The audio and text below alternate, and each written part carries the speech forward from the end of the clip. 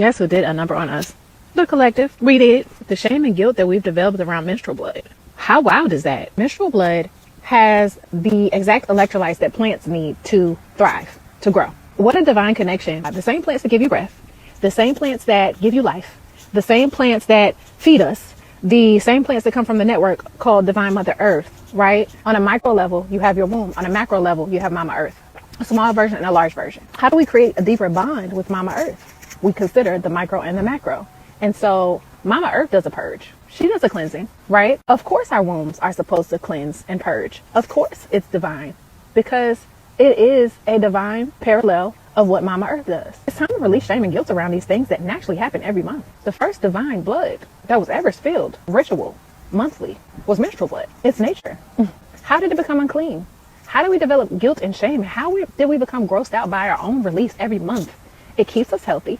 It feeds the plant. I asked myself, what would it look like if every month, like I said, I gave my blood back to Mama Earth? And what Spirit showed me is, again, reciprocity, balance, harmony, a deeper form of energetic grounding, a communication with a network that Mama Earth contains, a form of sacrifice, a form of giving back for all that she gives us. We don't have to think about what Mama Earth gives us. We don't have to think about our cycle coming. So what a divine way to give back with our life force. If we're not producing a child, we are producing a cleansing, a divine cleansing.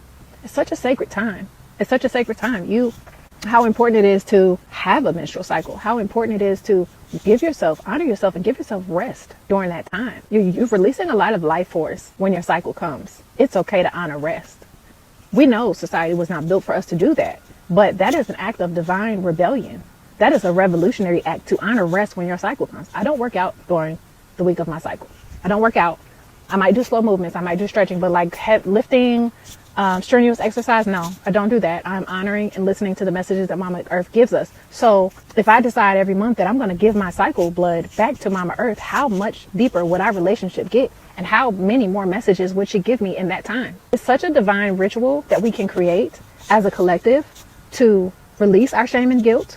Every cycle, when you release your blood, release shame and guilt until it's no longer there, because we know what it does to the womb. If you don't already know, it creates blockages, it creates fibroids, it creates endometriosis, it creates judgment around what your body looks like. So what would it look like if you create a ritual every month? Movements of the hips, opening of the hips, and releasing blood back to Mama Earth.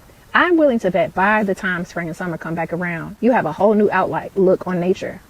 I feel deeply that with this ritual, you would change your diet naturally, right? Because there's a communication that's happening between you and Mama Earth now.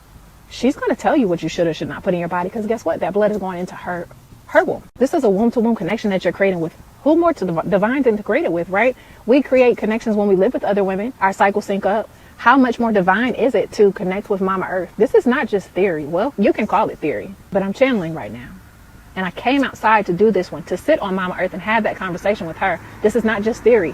Our ancestors have done this. They did these rituals. They honored blood. They honored the blood. The blood of Christ? No, the blood of the mothers. How did the blood of Christ become such a big thing to the point where it needed to be taken in the form of a drink? That's one hell of a ritual. That is one I will not be participating in. But to release, to allow Mama Earth to take in my blood that she gave me and I'm giving back to her. Divine harmony and reciprocity. I said all this to say, womb, man, you are sacred. You are divine, right, Mother?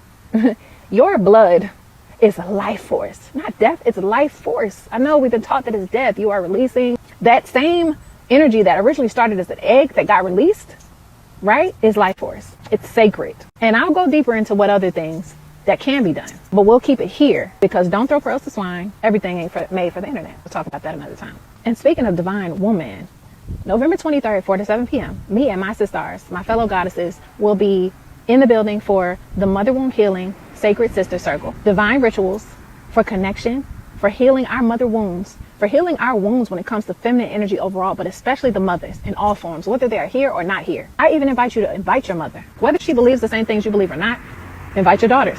Whether they believe in the same things you do or not, it's about the connection. It's about the ancestral healing that will be happening.